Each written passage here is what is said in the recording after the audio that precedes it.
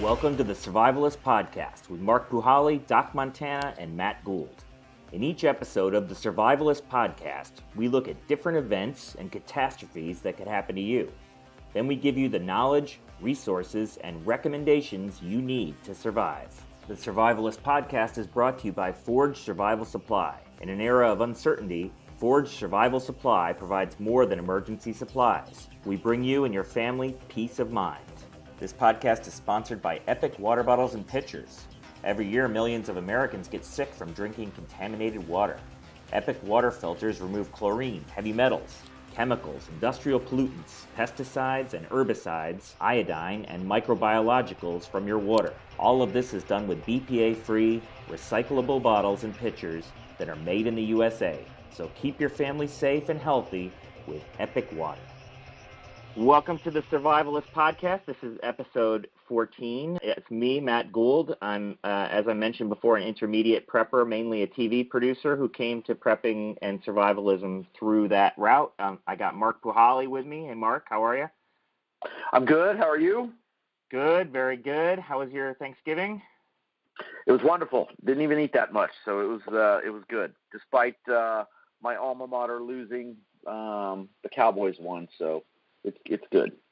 I grew up in Detroit, and so we had a very exciting Detroit game there yesterday. Very exciting win with them also, yes. Yeah, best part about Thanksgiving. And today we have a special guest, Dan Cavallaro. Dan, how are you? Hello, how are both of you?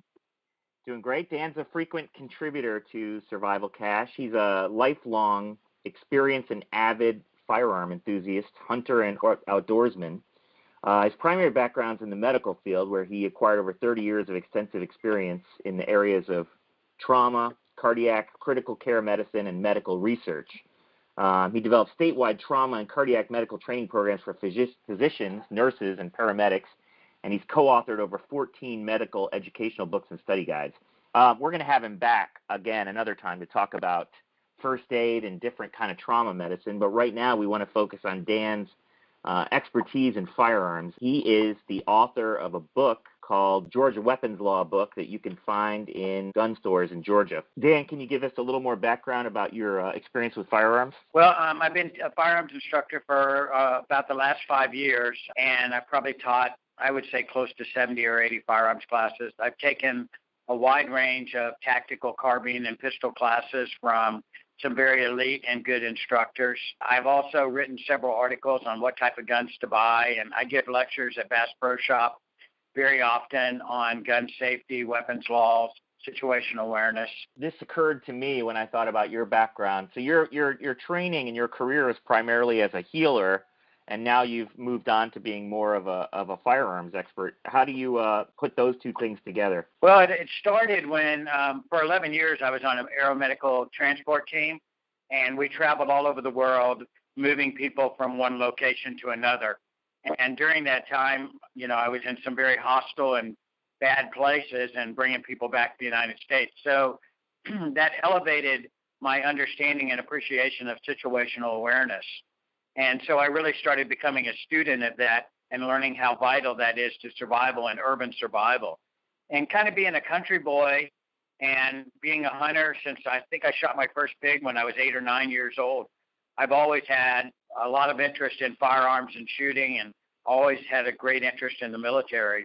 So that evolved into me teaching and writing articles and doing things like that. Most recently, I've become a licensed armed agent in the state of Georgia. I'm a licensed private investigator in the state of Georgia. I'm a licensed executive protection here, and I'm a licensed classroom and firearms instructor in the state of Georgia. So it's all come along with my educational background that I've thoroughly enjoyed teaching. And firearms has evolved and morphed into my more recent passion for teaching and education. Wow, sounds like we're talking to the right guy. And Mark, tell me about your background with firearms. My extensive experience in the Marine Corps, which we've discussed before, I was a reconnaissance Marine team leader, so I've trained and shot pretty much every weapon system in the military, and I trained my guys as an enlisted Marine and then as an officer and as an officer instructor. And then my firearms knowledge and experience has just gotten, it gets better I wish every day. I wish I was shooting every day, but since I've left the Marine Corps, a great deal of knowledge, shooting, hunting, writing articles. I'm a concealed weapons holder for the state of Texas. I did apply for my damn instructor certification, but I was never a primary marksmanship instructor, unfortunately, in the Marine Corps. But I did, again, like I said, as an officer and as a recon team leader, I mean, you teach everything. You teach marksmanship, you teach weapon safety and weapons handling. And I don't know if you guys both saw on Facebook this last week, some guys put something up about some knuckleheads with a damn laser on a pistol trying to get the laser to work, and the guy shot his hand. I mean, just complete lunacy and stupidity. Trying to get the laser to work, and he has his finger on the trigger, and he shoots himself in his palm of the hand. But absolute stupidity. So I preach weapons handling and weapon safety. And Dan, I'm sure you've seen, being in many ranges, teaching many courses, there's there's a lot of dangerous people out there. And I was actually bought a new carry gun on Wednesday before Thanksgiving, and people in the store just handling firearms in the gun shop I was in, they're flagging people. Flagging mean they're pointing the muzzle of a weapon at bystanders in the store, even though everything's unloaded, but they're still pointing the weapon at someone. So, you never point the weapon at anything you don't intend to shoot, ever, regardless if it's loaded or not. But why don't we dive in with the first question, which is really why carry a gun? Why carry a gun, I guess, in day-to-day circumstances, and then let's talk about, end of the world, shit hits the fan scenarios.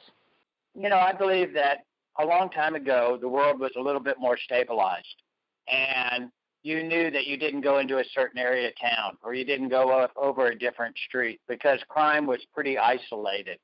But nowadays, particularly in the last 15 years, crime has become very random, and then we have to throw in the extra part of terrorism. You never know where that's going to happen or who's going to be a bad guy. I mean, look at all the poor police officers that have been shot in the last week by people ambushing them. So just had one in San Antonio. Horrible. Yeah. So I'm a firm believer that everybody, and particularly all women, should carry a firearm so that they're capable of protecting themselves and, if possible, protect other people. It's the ultimate device for protecting yourself, because I'm a firm believer that three things are your friends in a bad situation: stealth, darkness, and distance. And if you can use all those to your advantage and add speed, then it really gives you an advantage in a bad situation. So the nice thing about a firearm is it gives you that distance. Somebody knows that if you point a gun at them, you can reach out and touch them a pretty good distance away, versus a taser, or versus trying to fight them, or versus a knife. So I believe it's the ultimate personal protection device, and that's why you should carry it. A lot of people would argue with you, right, and say that there's too many lone gunmen out there shooting it up, and what we need is more gun control. How would you respond to that? Well, there's no factual evidence to support that. In fact, there's more factual evidence if you look at FBI statistics, particularly here in Georgia. In Georgia, in 2008, violent crime was on the rise. And with the passage of House Bill 89, there was an absolute significant drop in violent crime in Georgia whenever laws were passed that allow law-abiding citizens to carry guns in a greater range of places. And then in 2010, when the next bill was passed, there was a substantial drop in violent crime again after the passage of that law. So there was a direct correlation between allowing individuals, law-abiding citizens, to carry guns in a greater number of places and a drop in violent crime. And I think that's a good positive correlation. I hear And you. Matt, I'll add something to this. Think about the areas in the United States that have the highest gun control, and look at the murder rates. Chicago, Illinois, prime example. Look at the murder rate in Chicago, and it's not slowing down. And Chicago has some of the highest gun control laws in the union. I hear you. I mean, you could counter with New York City, but I would say that New York City is a unique scenario because we have so many police. And I believe the police in New York do such a great job that I think that's right. And think about what Rudy Giuliani did too, as far as cleaning up New York. And I don't know if that effort's been made in certain areas of Chicago like it was in New York, especially with Times Square and everything else. Like like we know how bad New York was years ago. Since this is a survivalist podcast, the idea is an insurance policy, right? That if in that very, very rare circumstance, rule of law does break down, then tell me about the relationship with firearms at that point. What do you think, Dan? Well, I think that's going to be a very bad time then. I mean, you're not going to be able to protect yourself. If everything breaks down and there's civil discourse or whatever it may be, a firearm to me is the ultimate personal protection device because it allows you to have stealth if you need to. It allows you to have distance. When that goes down, only the bad guys or the people that did not obey the law are going to be the ones that be able to pull out firearms and use them. So the law-abiding citizens are going to be at a major disadvantage if something bad happens. What is there, 250 million guns in America or something like that, or is it 300 million? So it's sort of like, even if you thought that America would be better with no guns whatsoever, it's too late for that, isn't it? The genie's out of the bottle. Yeah, it would be almost impossible to confiscate all the guns. All right, so let's talk about situational awareness specifically, which I know you're an expert in, Dan. Well, basically, I think situational awareness is your ability to be aware of your surroundings at all times and having a tentative plan to respond to an abnormal event. So it has nothing to do with being paranoid, but it has everything to do with you being cognitive of your surroundings and a tentative plan at any given moment to respond to an abnormal event. Yep. And Mark, you want to add anything from a Marine Corps perspective? I'll just second what Dan said. I think it's just being aware of your surroundings. Not only being aware of your surroundings, but being aware of potential threats where they could come from and how you could mitigate those threats. Like Dan said, any tentative plan is better than no plan executed, an hour from now or 15 minutes from now or 30 seconds from now. So just thinking things through. I was talking to some friends over this Thanksgiving holiday and before the holiday, and again in the gun shop, about just being aware. The guy I was purchasing the firearm from, where do you sit in the movies? Well, I sit here. I sit at the top. I get a commanding view. I always have a firearm in this particular shirt that I'm wearing. He's always packing 2 pistols. One is none, right? And so just being aware of your surroundings and thinking things through. And again, I'll second what Dan said. If you're a female and you're in a state that you can carry a pistol, you should carry a pistol. Because most males and predators think of a woman as a very easy target. And I'll use Marine Corps terminology. You want to make yourself a hard target in any environment. From a survival standpoint, from a threat standpoint, as a female, if you're focusing inward, you're looking at your phone, you're worried about your kids, you're an easy target to a predator. A real-life story, a close friend of mine, she was at our local grocery store, I think on Tuesday or Wednesday this week, and a gentleman approached her. She's an attractive, blonde woman coming out of the grocery store, approached her, demanded that she take him to the ATM to get him money. He banged on her driver's side window, banged on the hatchback of her big suburban vehicle. But this happened in a crowded parking lot literally 3 miles from my house, where my mother, sister, daughter, nieces frequent on a weekly basis, in a very good part of town. What happened? What did she do? She drove away and reported the guy, and he is still at large, I believe. He's been plastered all over Facebook. But bottom line, be aware of your surroundings. Have a plan with your purse. Have a plan with a can of fruit that you can smash somebody in the head if you don't have a pistol. Have a plan to call for help. And if you have a firearm, have a plan to employ it. Know how to withdraw it. Know how to pull it out of the purse. And Dan, we might be getting way ahead of ourselves, but that's my situational. No, this is good. Well, I would like to just take situational awareness for a walk with a common thing right now as being Black Friday. Tell me about, there's been all the active shooters lately. It seems like there was a shooting at a mall in southern New Jersey this morning. So let's say that you're going to a mall today, as many people are, and let's say you're in a state where you can carry, or you have a license for a concealed carry. What are some situational awareness tips for in the mall if you have the ability to have a firearm? Well, I have kind of a different thought than most people do. There's the traditional run, hide, seek mythology of what happens when you have something bad happen, particularly if it's an active shooter. And I believe that should be true for women and children. They should try to find cover as quickly as they can, and they should try to evade and get out of the situation. But my feeling is if you're a man, and particularly if you're an armed man, your job should be to go after the shooter. Because if somebody doesn't go after that particular bad person, they're going to continue to do bad things. And so when you're walking through the mall, you should always be looking at the exits and where your nearest exit strategy is going to be. So that if something does happen, you can at least point your family to a way to get out as quickly as they can. Or if you have to evade, you can leave and you know where to exit. You naturally should be watching people. You know, is somebody wearing a backpack? Is somebody looking at you oddly? Is somebody doing something that's out of character? All of those types of things that you should be watching for. And you should be constantly observing movements of people. Is there a group of people moving together? Is there individuals doing something wild? Is somebody doing something unexpectedly? So it's kind of being in what Jeff Cooper calls condition yellow.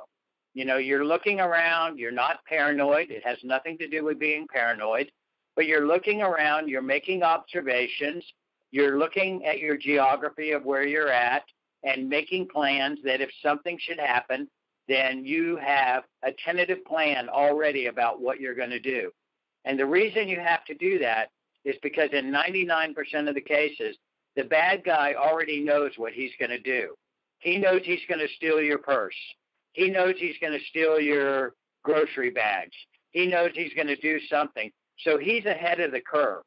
So in order for you to be ready to respond quickly, because as you know, reactions are slower than actions. So in order for you to respond quickly and effectively, you have to be thinking ahead to be proactive about what you're going to do when something goes wrong. And that's what is really good situational awareness. And it's hard for most people to do. People like Mark that are exceedingly well trained, it's easy for him to do it. It's easy for me to do it because I've studied it. But for the average person, it's easy to get distracted. It's easy to start looking away. It's easy to start texting. And that's when you become truly vulnerable.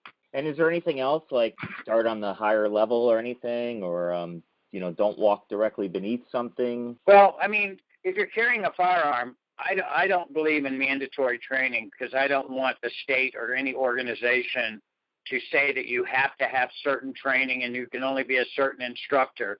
Because there's a lot of people out there that don't have any, quote, instructor certifications like Mark. I'm not saying Mark, but I mean of Mark's background or people in my family that are in the military that are highly trained people that can teach you a lot of stuff about how to shoot. But you clearly, if you're going to wear a firearm and it's going to be in your purse or it's going to be on your hip or wherever you're carrying it, you must have adequate training from a qualified individual so that you know the skills and techniques of how to draw from concealment or draw from your purse and acquire a target and shoot your weapon. And if you haven't practiced that with good techniques, you will find that when something bad happens, you'll be too scared to do it. You know, the frontal cortex of your brain is going to be going, well, what if I'm the bad guy? What if I do something wrong? What if? And when you're making all those what if decisions, something bad's going to happen and you're going to be too slow to respond. So practice. Or you could not place well-aimed shots and you could hit innocent bystanders. One, we know this, you're going to get locked up if you do shoot someone and retaliate. But two, if you miss and you hit someone, if you hit a bystander, you could be locked up for a long time and or have a lawsuit on your hands. You're probably going to have a lawsuit from the assailant anyway, but you want to make sure, again, Dan, I'm just seconding what you're saying. You want to make sure you're trained and you can shoot so you don't hit a child. You don't shoot in your neighbor's house and kill their dog or what have you. If there is an active shooter, like the guy in the movie theater in Aurora, they're just walking around shooting people that are unarmed and aren't looking. But at what point do you try to shoot at them, and at what point don't you if they're surrounded by innocent people? Well, in my opinion, one of the things you got to remember is that the vast majority, and I think there's only 2 or 3, of the mass shootings in the United States since 1953 or something have occurred in gun-free zones. So the majority of people that conduct these mass shootings, they may be psychotic, but they're not dumb. And they figure out exactly where they want to shoot. And they go to places where they're going to have the least amount of resistance. And that then puts you at a disadvantage at any time you're in a place where you can't have a personal protection device to protect yourself. So you could automatically be at a disadvantage just because some of the laws. But in general, you know, one of the things that you have to do, and I support wholly what Mark says, you've got to have good training. Because if you don't know when and where and how and what the legalities are to draw your weapon, then you potentially could not do it and not respond because you're too scared. And in most cases, if you feel you are at great risk of great bodily harm or death, or somebody else is at risk of great bodily harm or death, then you are allowed to use force in order to stop that action from happening. Mm-hmm. Yep. Yeah, I guess I was thinking of it more as a tactical question, like at what point are there too many people around for it? I mean, you know what? It's too technical of a question and too case by case, I think. But it's probably because that's a good point. I mean, you're bringing up a very valid point, and that's where your brain has to think, and that's where training comes in. I mean, you might say, "Wow, I don't want to pull my gun because there's too many people around." Well, if it's a bad guy doing really bad stuff like shooting at a lot of people, then why not pull your gun and go towards the bad guy and try to stop him? To me, that's what I would consider to be the appropriate action. When you pull, you're right, there's a lot of variables, and that's where you have to make your determination, and that's why situational awareness is good, is if you've already thought through some of those things, then you'll know what happened. Because you got to remember, when somebody's doing something bad, most people are running away from the bad person. So you're going to be going to it. So hopefully there won't be a lot of people really close to that bad person. And with that in mind, Matt, I mean, just to answer some of your questions, I mean, we're trained to shoot, move, and communicate, right? So if we're going to shoot and move, we want to try to move to some type of ideally cover, so something that's going to stop a bullet. So as Dan said, if I'm advancing towards fire, I want to move to something that's going to hopefully stop a bullet. If I can't find something that's going to stop a bullet, then I want to find something that's going to conceal me. And when do I want to take a shot? I want to take a shot when the assailant's not looking at me, if at all means possible. His attention is directed somewhere else. Ideally, in the best case scenario, I move again when his or her attention is not directed towards me. But again, I'm shooting, I'm moving to some type of covered, concealed position where I can get a well-aimed shot and get the individual. But again, I think going back to training and muscle memory, if you haven't rehearsed it, if you haven't thought things through, if you haven't done it, then are you going to freeze? Are you going to take too long? Is someone else going to lose their life when you could have acted? And you're going to fall back on your training and your muscle memory. I'm going to withdraw. I'm going to get in a good position. I'm going to try to get a stable firing platform. And I'm talking a lot of stuff through where time isn't an issue. But if someone's executing a bunch of people, all these things are going to happen within, milliseconds. Again, if you've trained it, if you've thought about it, if you've practiced it. Yeah. Now, I want to talk about another scenario because I feel like like you said, Dan, the mass shooters, they choose a place where you aren't allowed to carry, so people are unarmed and they start executing people. And, we've seen it, unfortunately, so many times. And I hope that we could, as a nation, sort of change our behavior in the face of that. But let's say you're not armed. Can we try to help people know what to do? Let's say you're in a place and someone opens up and starts shooting. What can you do to stop that person? Well, I mean, you could do anything depending on your expertise or how close you are. Naturally, throw a chair at them. Throw anything at them to distract them. That would be my first choice, would be starting to throw something. If I could grab anything, a can of Coke or whatever, I would throw it at the person, because that's going to distract them, because your natural response is going to be to block whatever's coming at you. So they'll stop their aggressive action, and that might allow somebody else then to tackle the person. But if you aren't of that, then I believe women, children, and anybody else that feels that way, they need to run as fast as they can and get away from the threat. They need to do what Mark said and find cover, something that bullets can't go through. I mean, a lot of people were killed in Paris because they hid under tables that the bullets went right through, or they hid in places that was concealment but wouldn't stop a bullet. So try to run as far away as you can, try to get cover as quickly as you can, or get to a place that you can be protected, and try to seek and find the best way to get out of whatever you're in and get away from it. I mean, I think about the Paris one, the Bataclan nightclub. There was no way out, right? Because the exits would be clogged with other people trying to get out. And I guess the thought of just like getting low and trying to be protected while he comes around and executes people, I think that's an intolerable situation. I can't say what I'd do in that situation, but... I'm sorry, I didn't mean to interrupt you. You do like Flight 93. If you know you're going to die, you might as well attack the guy. That's what I was getting at, yeah. Even if you know you're going to get shot, to go at them with a whole bunch of people at once, you could overwhelm them, right? Exactly. And not everyone that gets shot dies, right? Exactly. Well, and they don't die quickly, not like the movies. You don't get shot and you're immediately dead.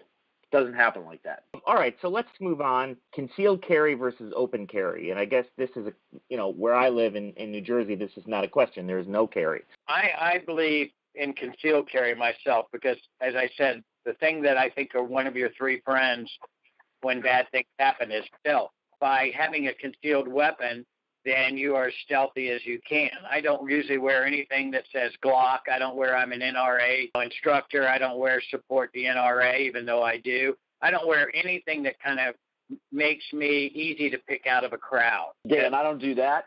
I don't post all my weapons on Facebook. I don't do any of that stuff. However, on the other hand, I have been in a situation where I saw a lady in a gas station who was open carrying.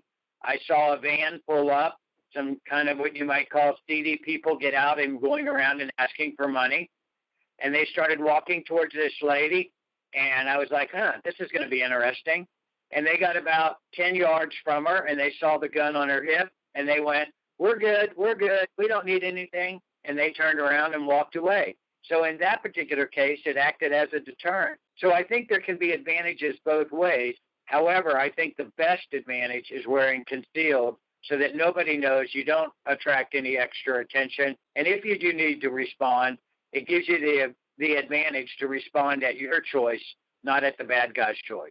And what about in a survival shit hits the fan scenario where there is no rule of law anymore? Then what's better? Well, if there's no rule of law, then, like I said, then a weapon can be a deterrent. If people see that you have it, they'll keep their distance from you, because that's one of the nice things about a firearm. You can reach out and touch somebody pretty far away. And so if somebody knows you have a weapon in one of those kind of scenarios, then hopefully they'll keep their distance from you because they know you can reach out and touch them. And that will create a greater safe zone for you. Mark, what about any military tactics? But tell me about when there's a time for show of force and when there's more of a time for stealth. Think about a dog, right? I mean, you have to be, in a survival situation, you got to be the big monster, Rottweiler, Shepherd, intimidating animal, because you want to make yourself a hard target. But we've talked about this as well.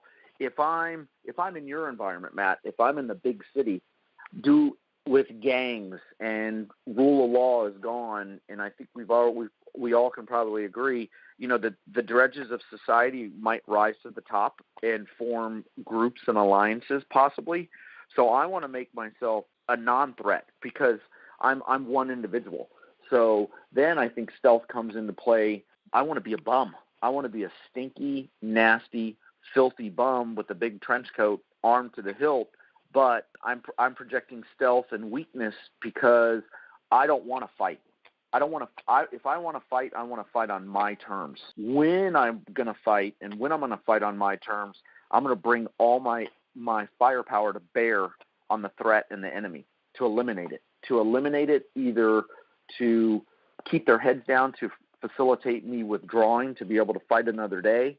But when I show myself and I show my capability or potentially show my capability, I want to make sure I'm taking out the target. Does that answer your question, Matt? Sure. No, I agree with everything that Mark just said. I mean, I agree with all of that. I mean, there's times when you want to be as big as you can be and as bad as you can be. And then there's other times that you want to be as stealthy as you can be, and you want to be the gray man, and you don't want anybody to notice you. So depending on the situation, you have to choose which one of those, attributes you want, and it's going to be able to be used. Because most importantly, what Mark says, you want to use those attributes to your advantage, and that's what will help you win. I was reminded of something when Joe Nobody was talking a lot. We were talking with him the other day. He was talking about people that are past their prime and survival situations. And he was saying that's one of the reasons why firearms can be good is because, even if somebody was a recon Marine, if they're now 75 years old, they aren't going to be able to protect themselves with their fists anymore, probably, right? Well, you got to be wary of them because they're highly skilled with more experience, and they can kill you probably quickly. And they're okay. Here's an example. One of my close friends from college. I've known his family 20 plus years, and we were talking about a lasered. I think I was talking about an ex-girlfriend of mine who has a Smith & Wesson bodyguard with a laser, and I said a female pointing the laser on someone who came in their house, putting it on their head and be like, look, if you don't get out, you're going to get a bullet's following shortly thereafter. And he's like, I wouldn't bother with the fucking laser. I just shoot them. Yeah. I mean, and so that's coming from a Marine, a hunter who's in his 70s. He's like, I wouldn't bother with giving them a chance. I'm just going to shoot their ass. And I think you're answering though, as far as if you are trying to attack an older person, right? What if you are the older person? If I'm the older person, again, I think I'm going to rely on my training, my experience, and knowing yourself and knowing your capabilities. Like, okay, I'm not going to be able to outrun, a bunch of 20-year-olds or a bunch of dudes in a vehicle. So I'm going to have to rely. Dan said this with standoff. If you see someone approaching, and we talked about this with Joe Nobody too, if I have command of the high ground and I have some long guns, I can turn a group of assailants into an obstacle of my choosing. Again, I can dictate what's occurring on battlefield more or less, or the environment that I'm in, because I have a good defensive position. I have weapons that I know how to employ. I have what are called range cards to know that, hey, if I have a bunch of people approaching, maybe I have early warning in the form of like a radio or something and like, look, you need to turn and get away from here. And if they don't turn, then I turn them with a .308 round or a Lapua round or a 50 caliber round, or I put a 50 caliber round in the engine block to disable their vehicle, and then I shoot them in the head with well-aimed shots. You know oneself, and you know your capabilities, and you know your limitations, especially as we age. And well, I just believe that older people, obviously, again, I think a firearm is a great personal protection device for them. But because they are older, and if they're not skilled and not trained and haven't used a weapon, they clearly need to take classes and they need to practice. I see people all the time coming in and saying, this is the first firearm I've ever owned. I've never owned a gun before. Well, if you've never owned a gun before, then you need to get trained and you need to learn about safety and functionality and how does this gun work.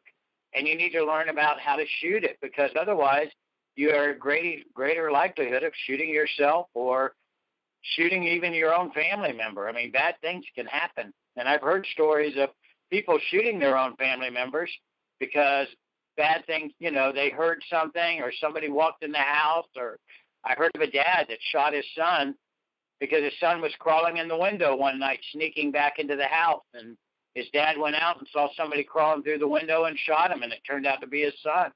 So you've really got to be cognitive about how to handle and manage a firearm and when to use it and all the proper techniques if you're going to carry one. And I think older people may have forgot some of those things.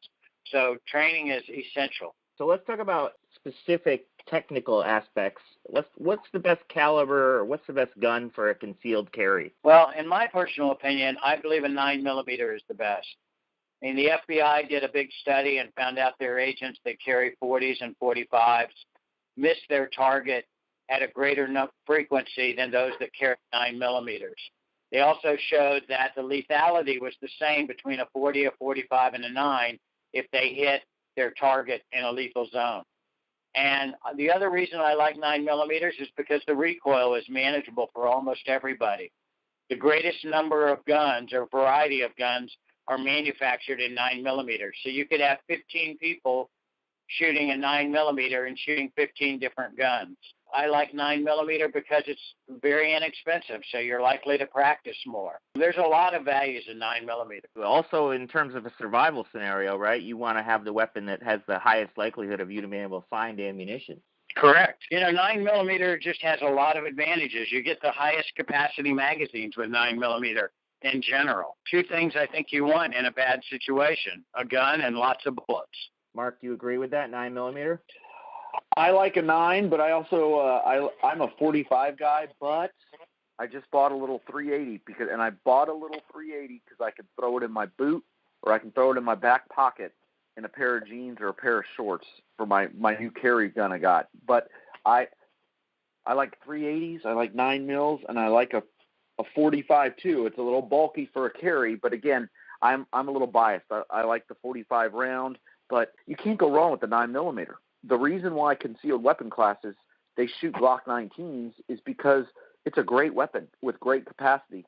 And I don't want to say it shoots itself, but you can put a layman, someone with no experience whatsoever, you can put a Glock 9mm in their hand, and they're more than likely going to hit their target. And from a capacity standpoint, you can put a lot of bullets downrange in a very, very short amount of time on someone who's trying to hurt you with a 9mm pistol versus a 380 pistol. A 9mm is going to have more takedown versus a 45 that's going to have a lot of takedown, but you might not have the round capacity that you would with a 9mm.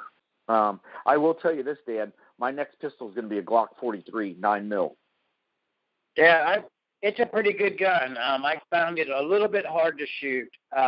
Really? But I think it's a very good gun. I am a big fan of the SIG 320. That would be my number one recommendation for a personal carry gun, followed by the Ruger SR9C, yeah. And at the same time, I would put the Glock 19 there. So those would be tied for second. And then my fourth place or third place would be the Walther CCP. I think those are my top 4 weapons I recommend people for personal protection. But I'm a big, huge fan of the new SIG 320. That thing just shoots fabulously. It's a great gun. It's got a lot of attributes and a lot of qualities to it. It's interchangeable. You can change the calibers on it. Just a great gun. And what about if you want American-made? What companies make American-made concealed carry weapons? That's a good one. Mark, what do you think? Hey, I'll go with my a Kimber Ultra Carry. Kimber Ultra Carry 45. I'm a Kimber guy through and through with a full-size 911.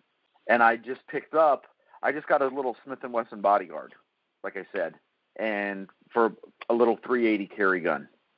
I'd have to second Mark on the one because one of the guns that I carry now is I carry the Kimber Ultra Carry Covert 2 out of their custom shop, and it's a 45.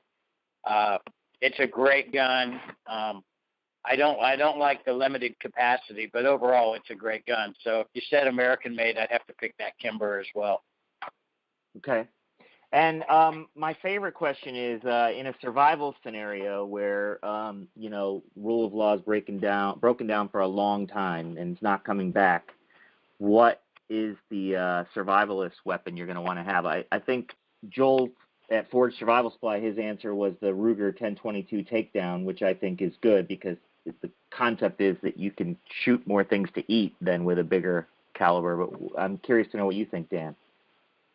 I would have to agree with Joel. That Ruger 1022 takedown is a great gun. It's lightweight. It comes in a stainless steel model, so you don't really have to worry about rust or corrosion if you're out where it's wet and rainy. The bullet, the 22 long rifle bullet, can be used for a multitude of different functions, eating, self-protection, everything. So I think that's a fabulous survival gun myself. I agree. I like it. I like the 22 round, especially in a survival situation we've talked about before. You can pack a lot of ammo, and have redundancy, and you can do a lot of things with the 22. Granted, you can't kill a big animal, but you can still kill a lot of game, and you can dissuade a bunch of people who are approaching your position without throwing away a bunch of big rounds.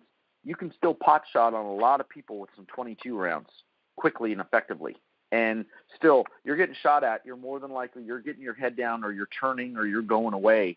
But again, one is none, so I'd want to have some redundancy with my AR, with my .308 hunting rifle, and then of course with some pistols. I would agree totally with what Mark just said. I would want redundancy too. If everything was bad, I would want my AR, because my AR is going to give me a lot more firepower when I need it. I have more than a few weapons at my disposal, and I'm going to have them with me, or I'm going to have them at a cache site. I'm going to have them on my bug out location where I could rely on them. But if I move, I'm more than likely going to have a few pistols on me, and I'm certainly going to have depending on the length of my movement, depending on the environment I'm in, depending on what I'm doing. If I'm going out to hunt, I'm probably going to have my hunting rifle, and I'm probably going to have a pistol as a backup, maybe two.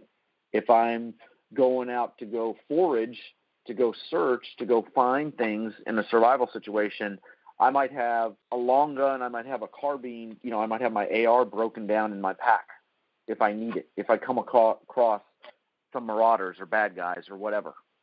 But again, remember, pounds sometimes equal pain, so it depends on how far I'm going, what I'm doing. Dan, what about your thoughts about end-of-the-world scenarios? What would you have, 2 or 3 things, 10 things? Well, I would probably just rely on 3 if I could. I would want a handgun because of the mobility, the ease of carrying, the opportunity to carry it because of its weight. So you could go foraging. You could walk for long distances if you needed to. I would definitely want a long gun. My first long gun, if it was the end of the world type of thing, I would take an AR platform over a 10-22 because I think it allows me to have more ammunition. It allows me to have longer ranges, and it's a more of make me big. It's a threat when people see that versus seeing a little 22. If I was going to my bug out location, then I'd be very happy with an AR, a 10-22, and a handgun. And I agree with what Mark says. The real value of a 22 LR gun is that you can carry a heck of a lot of ammunition without having a lot of weight. And that's very important because the bigger the bullet gets, obviously you add tremendous weight. And you don't want to carry all that other weight when you can be carrying essential things that can be equally or more important to you. But I would definitely always have a handgun with me. I try never to be without a handgun. Thank you so much for the great intel, and thank you for educating me. We're going to have you on again to talk about emergency medicine. Sounds great. You've been listening to the Survivalist Podcast with Mark Puhaly, Doc Montana, and Matt Gould. Brought to you by Survival Cash, Forge Survival Supply, Epic Water Bottles and Filters, and the Perry Blade. Please visit our website, thesurvivalistpodcast.com, for more information.